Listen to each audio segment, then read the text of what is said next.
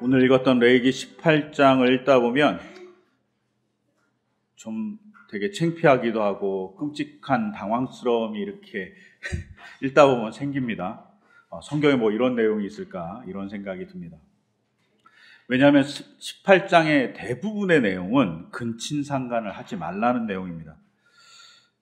이게 근친상간을 하지 말라는 게 너무 당연한 이야기잖아요. 근데 당연한 이야기가 기록됐다는 건 무슨 뜻일까요? 그 당연한 것이 안 지켜진다는 거죠.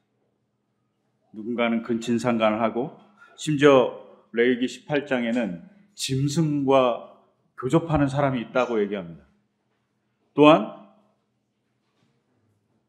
다른 집 아내를 취하는 사람도 있다고 얘기합니다. 그리고 동성 간의 성관계를 하는 사람도 있다고 얘기하고 있어요. 대체 이런 언급을 왜 이렇게 열심히 하고 있을까요? 이렇게 얘기하고 있는 것이 그러면 그 사회가 정말 성적으로 문란하고 타락한 사회이고 혹은 야만의 시대이기 때문일까요? 생각해보면 그렇지 않은 듯합니다. 오늘날도 비슷하지 않은가요? 2020년 N번방 사건이란 충격적인 사건이 우리에게 있었습니다. 약점을 이용해서 착취 동영상을 찍고 그것을 은밀하게 거래한 사건이 다른 나라도 아닌 우리나라에 있었던 것이죠. 또 더 놀라운 건 그쯤에 세계 가장 큰 아동 착취물 동영상을 유포한 사람이 다른 사람이 아니라 바로 우리나라 사람이었죠. 이렇게 보면 우리나라도 대단히 레위기 18장의 기준에 의하면 대단히 문란하고 안 좋은 사회입니다. 우리만 그럴까요? 전 세계가 그걸 소비했으니 전 세계도 다 문란합니다. 근데 이렇게 문란한 세상을 향해서 하나님이 얘기하고 싶었던 것이 있죠. 18장에서 제발 그러지 마라. 그것이 안 좋은 일이다. 내가 정말 더럽게 생각해. 내가 정말 역겨워해 라고 얘기하는데 그 역겨워함의 아주 극치를 보여주는 내용들이 18장에 나옵니다. 18장 읽다 보면 다른 것보다 더 당황스러운 말이 나옵니다. 오늘 읽었던 레위기 18장 6절을 보면 이렇게 기록되어 있어요. 어느 누구도 가까운 살부치에게 접근하여 그 몸을 범하면 안 된다 이렇게 기록하고 있어요. 근데 그 살부치의 첫 번째 대상이 누구냐? 어머니입니다. 너무 충격적이지 않습니까? 저 이걸 읽다가 너무 충격적이거든요. 그 살부치라는 단어가 우리가 창세기 2장에 보면 하나님께서 아담을 잠재우시고 갈비뼈 하나와 그의 살을 떼어서 하와를 만들었습니다. 그리고 하와를 이렇게 데리고 아담에게 닦을 때 아담이 이렇게 얘기합니다. 이제야 나타났구나. 자기의 반쪽이 나타났으니 너무 기쁜 거죠. 그러면서 이렇게 얘기합니다. 이 사람, 이 여자, 뼈도 나의 뼈, 살도 나의 살이라고 얘기합니다. 나의 뼈, 나의 살이라고 얘기하는데 그때 살이라고 얘기한 바샤르란 히브리어가 바로 여기에 쓰인 레위기 18장 6절에 살붙이라고 쓰인 그 단어와 동일한 단어입니다.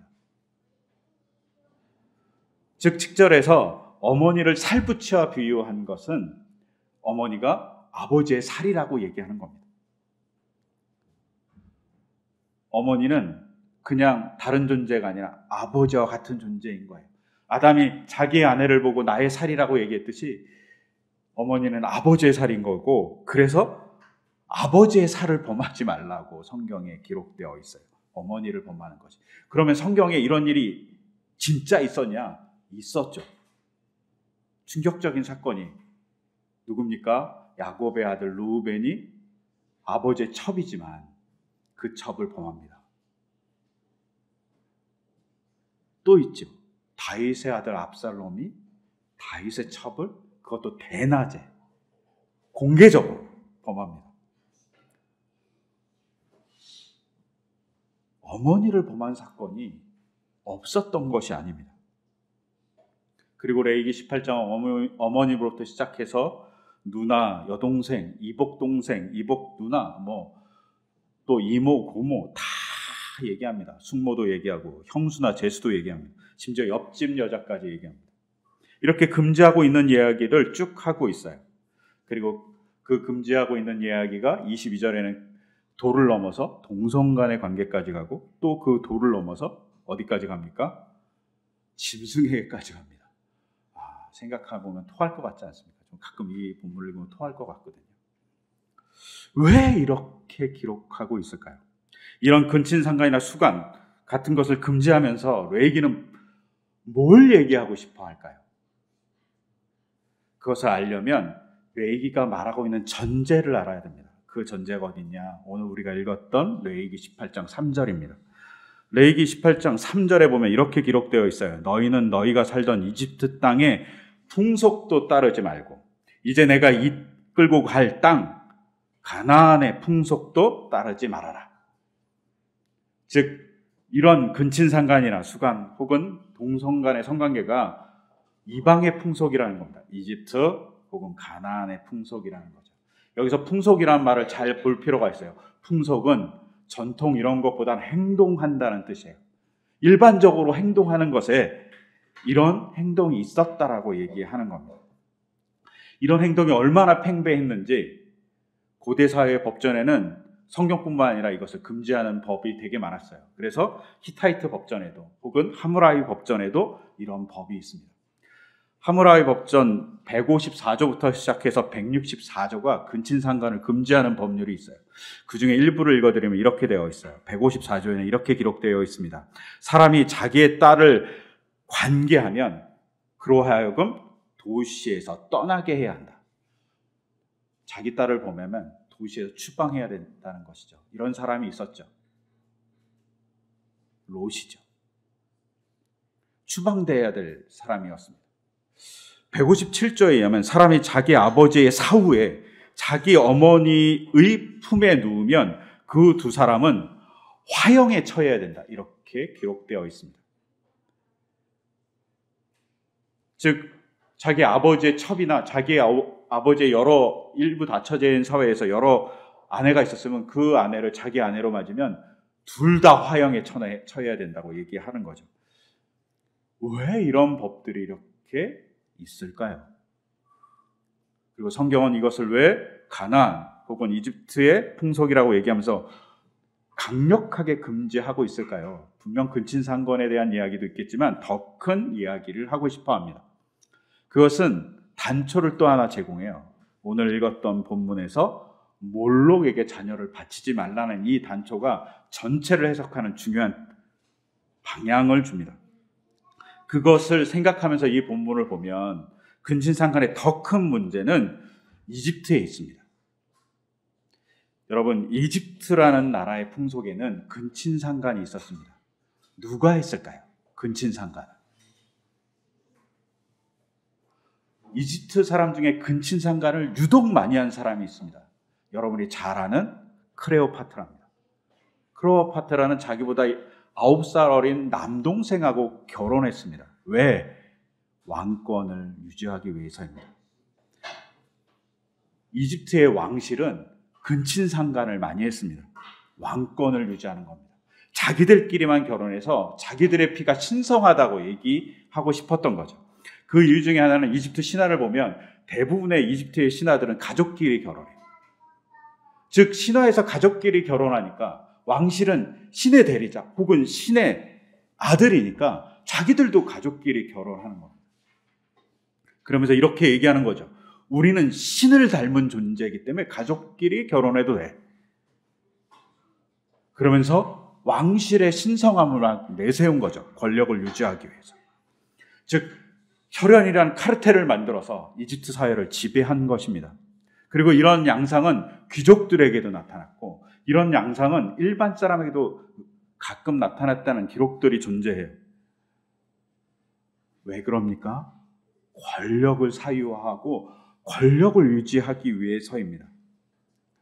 즉 근친상간을 하지 말라는 그 말씀 속에는 단순히 성적인 관계만을 의미하는 것이 아니라 권력을 사유하고 권력으로 누군가를 지배하기 위해서 악한 수단을 쓰는 것들을 금지하는 하나님의 이야기가 있습니다.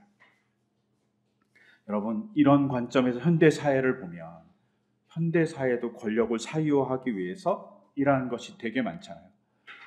우리가 가끔 보도에서 북한의 얘기를 들을 때마다 백두혈통이라는 단어를 듣지 않습니까? 백두혈통, 거룩한 이렇게 혈통이라고 얘기한 그거 보면 웃기지 않습니까? 저는 그 얘기를 들 때마다 웃깁니다. 무슨 말도 안 되는 얘기를 하고 있어 라고 얘기합니다. 그런데 그 말도 안 되는 얘기가 우리에게도 있습니다. 인종을 차별합니다. 단순한 피부색만으로 인종을 차별하죠. 이것이 외국만의 이야기일까요? 그렇지 않습니다. 우리 차별하잖아요. 동남아시아에 오신 분들 차별하고, 중국에서 넘어오신 분들 차별하고, 또 어떻게 차별합니까? 중동에서 오신 분들 차별하잖아요. 얼굴이 조금 하얀 분들은 하얗다고 대우해 주잖아요. 그리고 그들과 결혼하는 관계에 대해서 대단히 계급을 나누잖아요. 우리도 이런 근친상간은 아니지만 결혼이라는 수단을 통해서 사람을 나눕니다. 그것뿐이겠습니까? 학벌로 사람을 나누고요. 지역으로도 나누고요. 심지어 집값으로 사람의 등급을 나눕니다. 그리고 조건으로 결혼하고 만나고 살아갑니다. 우리가 또 직업이라는 수단을 통해서 사람을 나눕니다. 그리고 그 직업을 독점하기 위해서 여러 수단을 쓰고 인원을 줄이고 더 못 만들게 하고, 이것을 통해서 자기의 극단적인 카르텔을 만드는 것이 우리 사회에 있습니다. 이 모습이 돈을 독점하려고 하고 권력을 독점하려고 하고 힘을 사유하려고 하는 의도에 있습니다. 하나님은 이것을 근친상간이라는 극단적인 수단을 통해서 유지하려고 하고 있었던 이집트의 얘기를 하면서 그것을 금지한다고 얘기합니다. 여러분, 솔로몬의 책 중에 아가서가 있습니다. 솔로몬이 결혼을 정말 많이 했어요. 기록에 의하면 몇백 명이잖아요. 다 합치면 1000명이 넘잖아요. 근데 왜 그렇게 결혼했을까요? 나라를 잘 운영하기 위해서 정책적으로 결혼한 겁니다. 정략 결혼을 한 것이죠. 근데 솔로몬이 아가서를 쓰면서 이렇게 얘기하는 거죠. 나는 사랑하는 여자와 살고 싶다. 솔로몬의 반성일 수 있습니다. 자기가 외교적으로 결혼한 것은 좋아 보였을지 모르지만 결국은 이스라엘의 분열을 만들었습니다. 그것에 대한 반성이 내가 이익을 위해서, 권력을 위해서 결혼한 것이 이 땅을 아프게 했다라는 죄에 대한 고백, 그것이 어쩌면 아가서입니다. 여러분, 결혼이란 제도가 정말 신비하지 않습니까? 저는 가끔마다 신비해요. 부부가 남이에요. 심지어는 한 30쯤에 결혼하면 30에 처음 만난 사람이에요. 그런데 그 사람과 결혼해서 어떻게 됩니까? 혈연 관계가 됩니다. 어떻게? 자녀를 낳으면요, 자녀가 혈연 관계를 맺어주는 끈이 되어버립니다. 그리고 그 대상을 향해서 아담은 뭐라고 얘기하냐면 하울에서 나의 살, 나의 뼈라고 얘기합니다. 아니, 혈연 관계도 아닌데 나의 살, 나의 뼈라뇨. 그런데 결혼은 이 신비한 관계를 만듭니다. 혈연 관계가 되게 하는 거죠. 근데 근친상간은 이 혈연 관계를 파괴하는 악한 행위입니다. 하나님이 그걸 하지 말라는 거죠. 하나님이 만들어주신 결혼 관계라는 그 제도를 근친상간으로 파괴하지 말라. 남이 가족이 되고 남이 혈연이 되는 그것을 파괴하지 말라고 얘기하시는 겁니다. 또 하나의 관점에서 말입니다. 근데 이것을 조금 더 발전돼서 조금 보면 가나안의 풍습도 볼 필요가 있습니다. 오늘 읽었던 본문에 갑자기 뜬금없이 되게 이상한 본문이 등장합니다. 너는 내 자식을 몰래에게 희생제물로 바치면 안 된다, 이렇게 얘기합니다. 아니, 근친상간을 한참 얘기하다가 갑자기 몰록이라는 이방신을 얘기해요. 그리고 그렇게 하는 것은 내 하나님의 이름을 더럽게 하는 것이다 라고 얘기합니다. 몰록이라는 신에게 제물을 바치는 것을 직역하면 어떻게 되어 있냐면 불 사이를 뛰게 하지 마라, 이렇게 되어 있어요. 불 사이를 뛰게 하지 마라. 이 말은 무슨 뜻이냐면 아이를 불에 집어 던진다는 거죠. 아이를 불태워 죽인다는 거예요, 제물로 바칠 때. 그리고 정말 고고학적으로 아이를 제물로 바친 증거들이 나왔습니다. 또한 성경에 이런 기록이 있어요. 열왕기 하 3장에 보면 모압과 이스라엘이 막 전쟁을 해요. 근데 모압이 이스라엘에게 막 밀리니까 모압 왕이 어떻게 합니까? 자기의 장자를 성벽 위에서 제물로 바칩니다. 불태워 바치는 거죠. 그걸 보고 이스라엘 백성이 어떻게 했을까요? 공포에 질립니다. 그리고 이스라엘 백성이 자기 본진으로 돌아가 봅니다. 이스라엘로. 모압 왕은 왜 이렇게 자기 장자를 제물로 바쳤을까요? 자기가 믿는 신에게 귀한 걸 바치면 그 신이 자기의 요구를 들어줄 거라고 생각했기 때문입니다. 신을 움직이는 겁니다. 어떻게? 값비싼 걸 바쳐서 말입니다. 이런 것이 우리나라에도 있잖아요. 여러분이 아는 심청전, 공양미 300석. 300석이 얼마나 될까 생각해보면, 계산해보면 이렇게 되게 웃기지만 우리나라에 이렇게 재정부에서 그걸 계산한 거예요. 되게 재밌죠? 재정부에서 계산했어요. 집이면 약 76칸 정도 되는 집이래요. 지금으로 얘기하면 가장 비싼 집인 거죠. 가장 비싼 집을 살 수 있는 돈을 바치면 심학규, 심청이의 아버지의 눈이 떠진다는 거잖아요. 그리고 그것을 위해서 심청이가 몸을 팔죠. 그리고 심청이는 어떻게 합니까? 인당수에 빠져 제물로 바쳐집니다. 인당수에 심청이를 바치는 상단은 왜 바칩니까? 용왕의 진노를 누그러뜨려서 폭풍이 일지 말라고. 즉, 이 두 사건은 어떤 의미를 갖습니까? 값비싼 제물을 바쳐갖고 신을 내 마음대로 조종하겠다는 거죠. 몰록에게 자녀를 바치지 말라는 건 너희가 신에게 무엇인가 바쳐서 그 대가로 신에게 무엇을 받으려고 하는 그런 행동을 하지 말라는 겁니다. 이런 행동이 이집트, 가나안에 팽배했다고 얘기하는 거예요. 그러지 않는다고 그런 걸 원하지 않는다라고 얘기하는 거예요. 근데 이런 관점으로 수간을 봐야죠. 짐승과 교접하는 모습을 봐야 됩니다. 정말 이상하지 않습니까? 근데 왜 짐승과 교접하는 모습을 보여줄까요? 고대 근동신화를 보면 신들이 짐승과 교접하는 장면이 되게 많이 나와요. 그리스 로마 신화에도 가끔 나오잖아요. 그 신화의 내용을 제사에서 연극같이 보여주는 거죠. 누구에게? 신에게. 그리고 그 신에게 보여주는 그 모습이 정말 참혹한 모습인데도 불구하고 그렇게 보여주면서 뭘 합니까? 우리가 이 정도로 신의 신화를 따라가면서 신을 섬깁니다. 제발 우리를 축복해 주세요. 라고 하면서 짐승과 교접하는 모습을 연극과 같이 보여주는 거죠. 참혹한 모습입니다. 근데 그 참혹한 모습으로 신에게 제사를 드리는 겁니다. 그래서 어떻게 합니까? 복을 쟁취하려고 하는 거죠. 혹은 내 마음대로 신의 의지를 돌려놓고 그 신의 의지가 내 것이 되게 하려고 하는 것이죠. 그런데 이런 모습이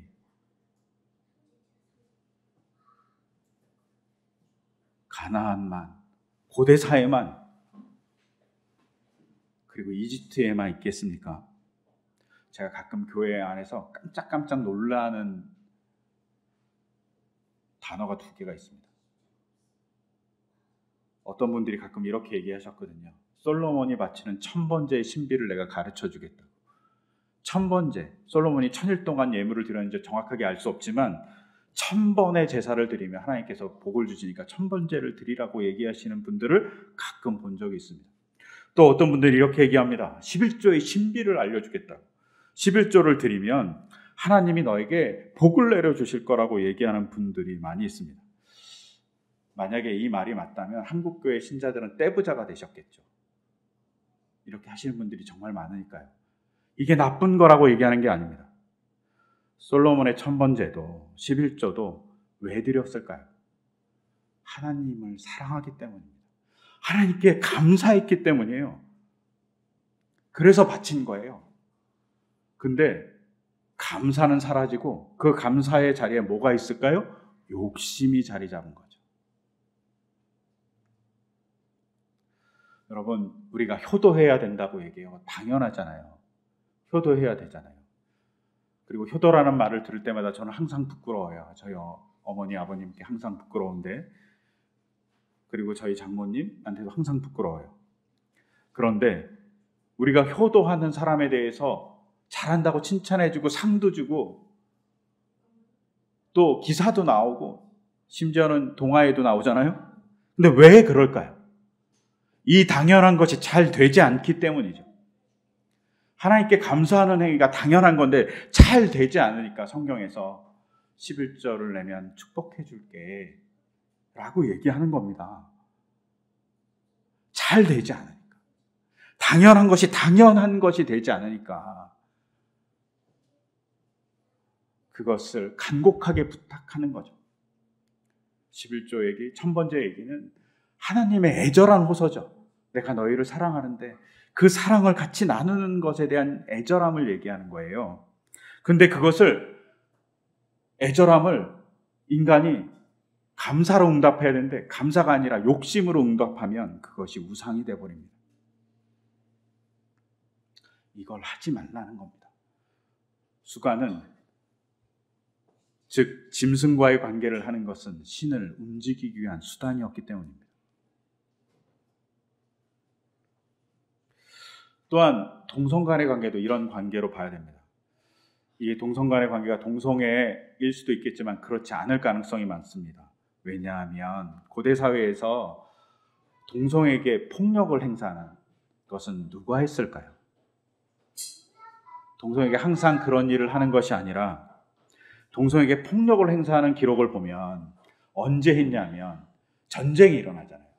그러면 승리한 군사들이 패배한 군사들에게 폭력을 가했습니다. 성적인 폭력. 왜 그랬을까요? 가장 수치스러운 일이었기 때문입니다. 가장 수치스러운 일을 그들에게 한 것이죠. 이것을 잘 보여주는 장면이 소돔 얘기입니다. 창세기 19장에 의하면 어떻습니까? 두 천사가 소돔에 갑니다. 그리고 롯의 집에 가죠. 근데 롯의 집에 들어가자마자 소돔의 노인과 젊은이들이 그 집에 몰려와서 이렇게 얘기합니다. 오늘 밤 당신의 집에 온 남자들이 어디 있어? 그들을 우리에게로 데리고 나오시오. 우리가 그 남자와 상관 좀 해야겠습니다.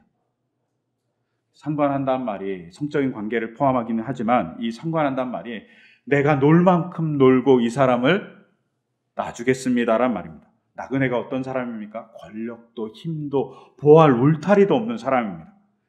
소돔이라는 도시는 도시라는 울타리를 갖고 도시라는 경제력을 갖고 도시라는 군사력을 가진 강력한 도시입니다. 근데 이 도시에 아무것도 없는 나그네가 오는 겁니다. 뒷배가 없는 거죠. 이 뒷배를 가진 사람들이 폭력으로 그를 마음껏 가지고 놀겠다라는 얘기입니다. 이런 얘기로 동성 간의 폭력을 바라봐야 합니다. 여기까지 이렇게 얘기하면 나는 그런 적이 없는데 부모들이 생각할 수 있지 않습니까? 여기 있는 분들도 다, 또 우리 여기 있는 친구들, 나는 그런 정도로 나쁜 인간이 아니야 라고 다들 생각할 거잖아요. 남 얘기 같지 않습니까? 근데 제가 최근 들어서 읽고 있는 그 아이의 마음에 대한 책이 있었습니다. 이 아이에 대한 마음의 책에서 이런 장면이 나옵니다. 아이가 만화 영화를 너무 좋아하는 거예요. 그래서 유치원에 갔다가 돌아오면 만화 영화를 보는 겁니다. 그리고 엄마하고 약속한 거죠. 몇 시부터 몇 시까지는 만화 영화를 보기로 한 거예요. 근데 하루는 유치원이 늦게 끝난 거예요. 그래갖고 늦게 끝나고 집에 와서 몇 시부터 몇 시까지 봐야 되는데 볼 수가 없는 거예요. 그러니까 아이가 엄마한테 떼를 쓰는 거죠. 조금만 볼게요. 엄마가 어떻게 했을까요? 엄마 아이하고 약속을 합니다. 그러면 시간은 지켜야 되니까 반만 보라고. 그래서 아이는 동의합니다. 그리고 만화 영화를 쭉 보는데 반 정도 닦았을 때 엄마가 약속을 지킨다고 그냥 TV를 꺼버린 거죠. 아이는 어떻게 했을까요? 여러분은 어떻게 했을 것 같아요? 아이가 대성통곡을 했다는 겁니다. 대성통곡을 하는 아이한테 엄마는 뭐라고 했을까요? 엄마는 이렇게 얘기했습니다. 자기가 한 말을 지켜야지. 그렇지 않으면 나중에 쓸모없는 사람이 된다. 이렇게 얘기했다는 겁니다. 그리고 이 교육 전문가에게 자기가 한 행동이 어떠냐고 물어본 거예요. 교육 전문가가 뭐라고 얘기했을 것 같습니까? 교육 전문가가 이렇게 얘기했습니다. 어머니, 당신은 딸과 불평등한 조약을 맺었습니다. 딸과 불평등한 조약을 맺은 당사자가 당신이라고 얘기하는 거예요. 아이는 엄마가 맺은 조약의 정확한 뜻도 몰랐을 거고 자기가 보고 싶은 욕구 때문에 그냥 계약했을 거라는 거예요. 그 계약은 불평등하다는 거예요. 강대국이 약소국을 침입하기 위해서 불평등 조약을 맺듯이 불평등 조약을 맺었다는 거예요. 아이의 특성도 아이의 의도도 모르면서 맺었다는 거예요. 그러면서 교육 전문가가 이렇게 얘기했습니다. 아이가 확실하게 이해하지 못하는 불합리한 상황에서 계약을 맺은 뒤에 부모가 마지막에 불평등한 조약을 근거로 내세워 아이의 말을 무력하게 만들고 체면을 깎고 아이가 자신을 부끄럽게 하게끔 만드는 것은 부모가 우월한 지위를 남용하는 행위예요. 어린아이는 속이기 쉬우니까요. 여러분, 권력을 가진 자는 약속을 합니다.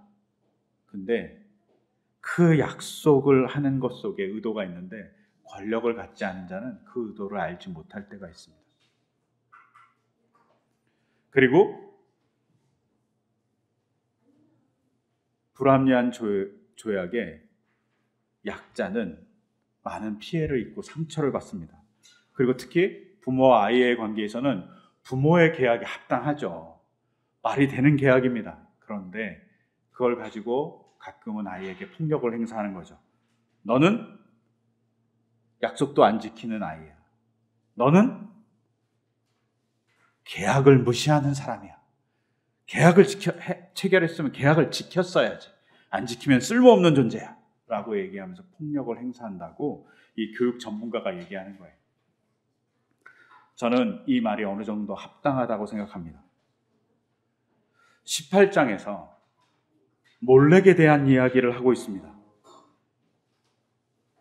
몰렉에게 아이를 바치는 것은 내가 되게 역겨워해 라고 얘기하면서 더불어서 얘기하는 게 뭡니까? 더불어서 얘기하는 게 권력의 남용입니다. 근데 이 몰록이란 이 단어를 히브리어로 보면 되게 재밌습니다. 히브리 사람들은 단어를 쓸 때 자음만 써요. 모음 안 쓰거든요. 되게 특이하죠. 모음만 씁니다. 한국 그러면 히읗, 니은, 기억만 쓰는 거예요. 모음이 없어. 마음대로 읽을 수 있어요. 모음을 어디다 둬도 상관없어요. 그런데 이 몰록이란 단어는 다르게 발음할 수 있습니다. 멜렉이라고. 그건 왕이란 뜻입니다. 권력을 가지고 혹은 권력에 욕심이 있어서 내 권력을 내 마음대로 쓰기 위해서 자녀를 불에 던져버리면 내가 역겨워한다는 말로도 해석이 가능합니다. 그리고 몰록은 멜렉이라는 히브리어 왕을 의미하는 단어로도 읽혀질 수 있습니다. 여러분, 우리가 그럴 수 있다는 거죠. 권력을 남용하고 권력을 사유하고 내 권력을 이용해서 아이 혹은 약자를 조금은 괴롭히거나 속일 수 있다고 얘기하는 겁니다. 이걸 하지 말라고. 권력을 네 마음대로 사용하지 말라고. 요사이 저는 권력이라는 것에 권력을 되게 곰곰이 생각해 봐요. 사람들이 권력을 뭐라고 생각하냐면 안 될 일을 되게 하는 게 권력이라고 생각해요. 근데 진짜 그런가요? 국민이 왜 지도자에게 권력을 줍니까? 안 될 일을 되게 하기 위해서, 말도 안 되는 일을 틀어버리기 위해서, 거짓된 것을 침묵하게 하기 위해서 그러는 겁니까? 그러지 않잖아요. 권력을 주는 이유는 잘 살게 해달라는 겁니다. 아이가 부모에게 권력을 주는 이유는 나를 돌봐달라는 겁니다. 당신이 나를 돌볼 힘이 있으니까 돌봐주세요라는 거잖아요. 거기에 순종해 주는 거잖아요. 근데 그것을 잘못 이용하지 말라는 거죠. 이 18장의 본문을 그냥 단순히 근친상간이나 수간이나 혹은 동성애의 본문의 동성애로 보면 보이지 않는 것. 권력의 남용입니다. 혹은 욕심을 이루기 위해서 신을 이용하지 말라고 얘기하는 것.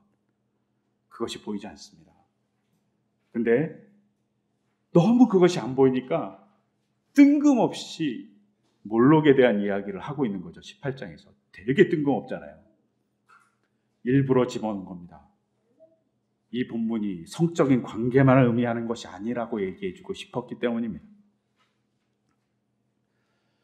잘 봐야죠. 그리고 우리 자신도 그러지 않나 반성해야죠. 저도 많이 그럽니다. 저희 아이한테.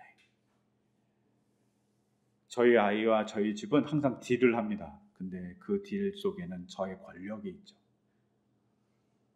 제가 갖고 있는 많은 소유물이 있죠.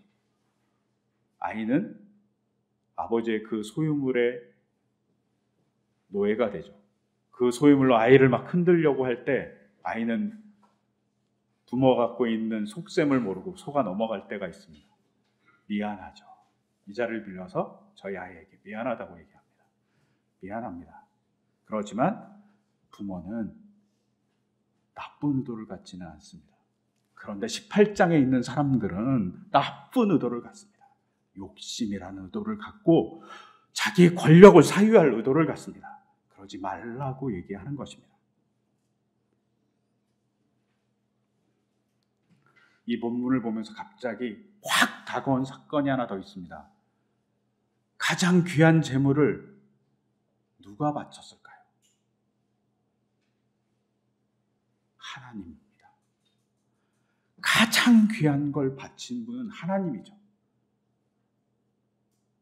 자기 아들 예수를 바쳤죠. 자기 아들을 바친 분은 하나님이지 우리가 아니에요. 그러면서 하나님이 이렇게 얘기하는 겁니다. 너희가 어떤 걸 바쳐도 내가 바친 것만 하지 않아. 너희가 바치는 것으로 나를 움직이려 하지 마. 내가 보여줬지 내 아들까지 바치면서 너희를 사랑한다는 것을 잊지 말라고. 너희가 욕심껏 무엇을 갖기 위해서 바치려고 하는 것은 중요하지 않아. 뭐가 중요해? 내가 너를 사랑한다고 얘기하는 것에 응답해주고 너도 나를 사랑한다고 응답해주기를 바란다고 얘기하는 겁니다. 그것을 잊지 말라고 얘기하는 겁니다. 하나님이 가장 귀한 걸 우리에게 주셨습니다. 그러니 우리가 할 일은 뭡니까? 그 사랑에 응답하는 겁니다.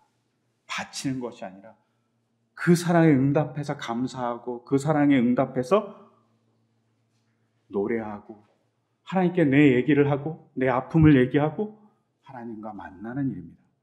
하나님이 그걸 원하는 거죠. 그걸 원한다고. 제발 그걸 원하는데 다른 풍습 따라가지 말라고 얘기하는 것이 오늘의 본문입니다. 그러니 이집트 가나안의 풍습을 따라가지 말라고 하시는 겁니다. 우리가 그런 하나님의 그 사랑의 얘기를 잘 듣는, 그리고 그것에 대해서 세레네다를 잘 부를 수 있는 우리의 관계이기를 간절히 소망합니다. 그 소망을 담아서 이 시간 잠시 제가 기도하겠습니다. 하나님, 우리를 너무나도 사랑하셔서 18장에서 우리가 따라가지 말아야 될 풍속을 얘기하십니다. 주님, 우리가 욕심의 눈이 멀어서 혹은 우리의 권력을 사유하기 위해서 나쁜 일을, 악한 일을, 카르텔을 만드는 일을 하지 않게 하여 주시옵소서. 우리가 주님께서 주신 그 사랑에 잘 응답하는 삶을 살아갈 수 있도록 인도하여 주시옵소서. 이미 주님이 가장 귀한 걸 우리에게 주셨음 또한 믿고 그것을 따라 살아갈 수 있도록 인도하여 주시옵소서. 이 모든 것 주 예수 그리스도의 이름으로 기도드립니다. 아멘.